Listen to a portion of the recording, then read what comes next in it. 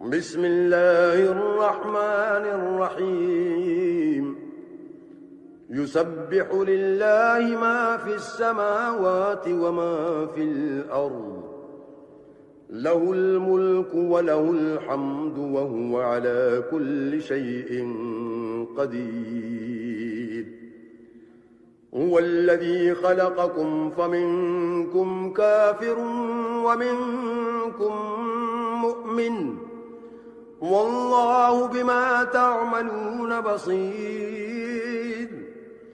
خلق السماوات والأرض بالحق وصوركم فأحسن صوركم وإليه المصير يعلم ما في السماوات والأرض ويعلم ما تسرون وما تعلنون والله عليم بذات الصدور ألم يأتكم نبأ الذين كفروا من قبل فذاقوا وبال أمرهم ولهم عذاب أليم ذلك بأنه كانت تأتيهم رسلهم بالبينات فقالوا أبشر يهدوننا فكفروا وتولوا واستغنى الله والله غني حميد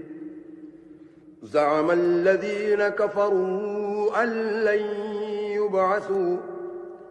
قل بلى وربي لتبعثن ثم لتنبؤن بما عملتم وذلك على الله يسير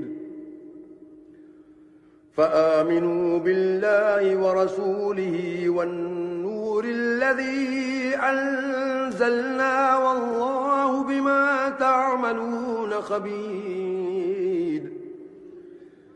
يوم يجمعكم ليوم الجمع ذلك يوم التغابن ومن يؤمن بالله ويعمل صالحا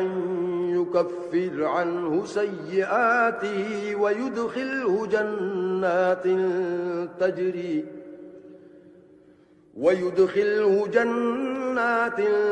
تجري من تحتها الأنهار خالدين فيها أبدا ذلك الفوز العظيم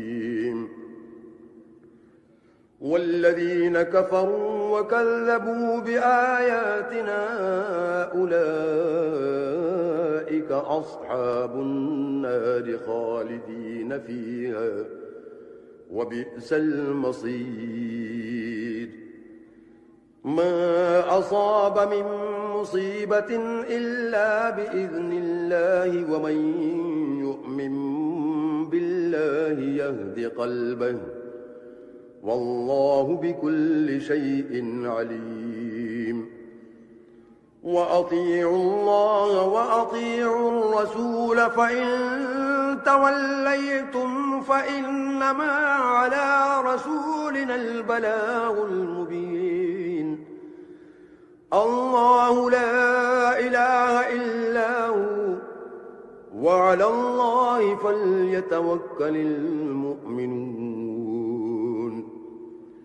يا أيها الذين آمنوا إن من أزواجكم وأولادكم عدوا لكم فاحذروهم وإن تعفوا وتصفحوا وتغفروا فإن الله غفور رحيم إنما أموالكم وأولادكم فتنة والله عنده أجر عظيم فاتقوا الله ما استطعتم واسمعوا وأطيعوا وأنفقوا خيرا لأنفسكم ومن يوق شح نفسه فأولئك هم المفلحون إن تقرضوا الله قرضا حسنا يضاعفه لكم ويغفر لكم والله شكور حليم عالم الغيب والشهادة العزيز الحكيم